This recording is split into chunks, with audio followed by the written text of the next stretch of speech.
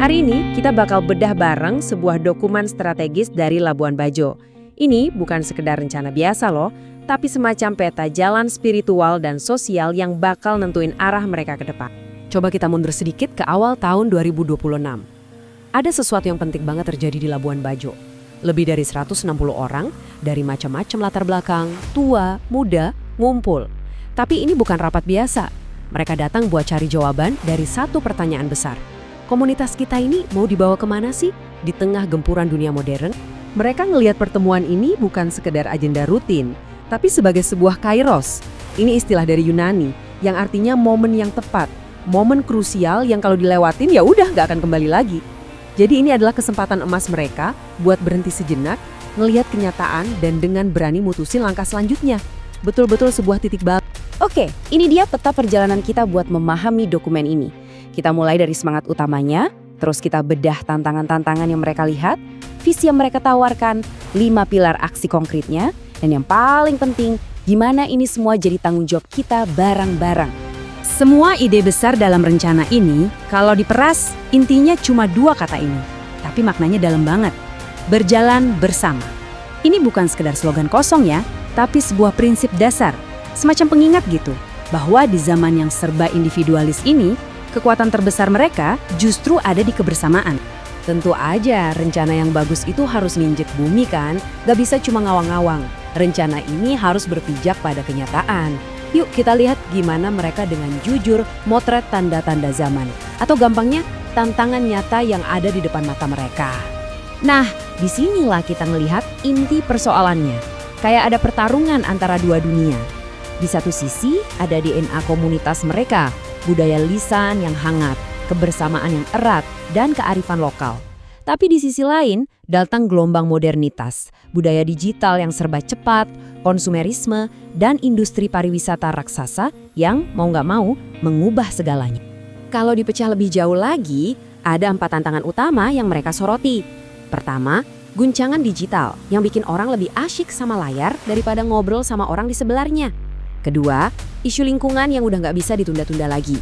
Ketiga, mereka yang rentan jadi makin ketinggalan. Dan keempat, yaitu virus individualisme yang pelan-pelan mulai menggerogoti semangat gotong royong. Oke, masalahnya udah jelas. Terus apa kompas yang bakal nuntun mereka ngelewatin badai ini? Jawabannya ada dalam sebuah konsep kunci yang jadi jantung dari keseluruhan rencana ini. Persekutuan sinergis. Jadi, apa sih persekutuan sinergis itu? Gampangnya gini, bayangin sebuah komunitas yang nggak lagi kerja kayak piramida, di mana perintah cuma datang dari atas.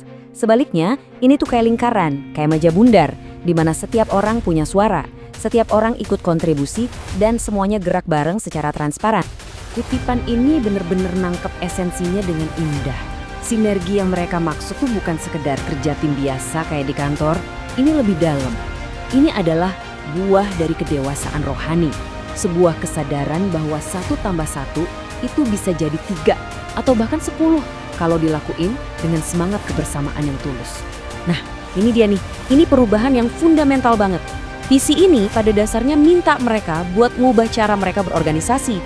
Dari model piramida top down yang kaku, jadi model lingkaran yang lebih cair, di mana dialog, partisipasi, dan tanggung jawab bersama itu jadi napasnya sehari-hari. Visi sebagus apapun, kalau nggak ada aksinya, ya cuma jadi mimpi di siang bolong kan? Jadi, gimana mereka nerjemahin gagasan persekutuan sinergis ini jadi langkah-langkah yang nyata? Jawabannya ada di 5 pilar aksi yang jadi fondasi gerakan mereka.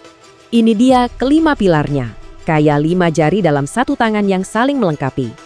Pertama, menyatukan arah, biar nggak jalan sendiri-sendiri. Kedua, memberdayakan manusianya. Ketiga, mengakar pada iman dan budaya lokal. Keempat, selalu berpihak pada yang terpinggirkan. Dan kelima, merawat alam sebagai rumah kita bersama.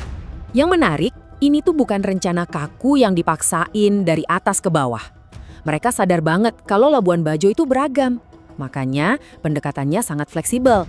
Diterapin secara bertahap, realistis, dan yang paling penting, disesuaikan dengan denyut kehidupan di tiap-tiap komunitas lokal. Sebuah rencana, sebagus apapun, bakal tetap jadi dokumen di atas kertas kalau nggak ada yang ngejalanin.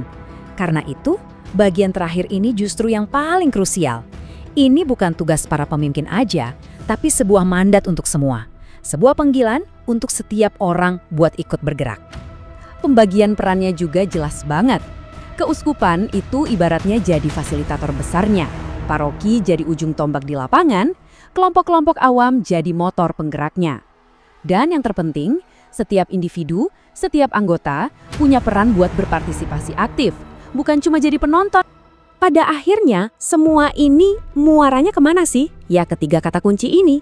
Mereka pengen jadi komunitas yang sinodal, artinya benar-benar jalan bareng, solid, artinya punya fondasi internal yang kuat, dan solider, artinya nggak nutup diri, tapi peduli dan terlibat aktif dengan masalah-masalah di dunia sekitar.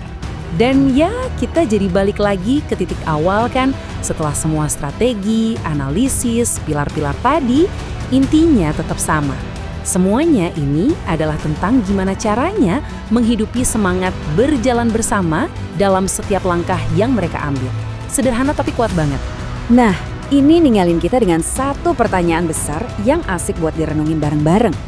Kalau sebuah komunitas itu beneran bergerak dalam sinergi, kalau setiap orang ngambil perannya masing-masing dalam perjalanan ini, kira-kira seberapa jauh ya mereka bisa melangkah? Mungkin batasannya cuma imajinasi mereka sendiri.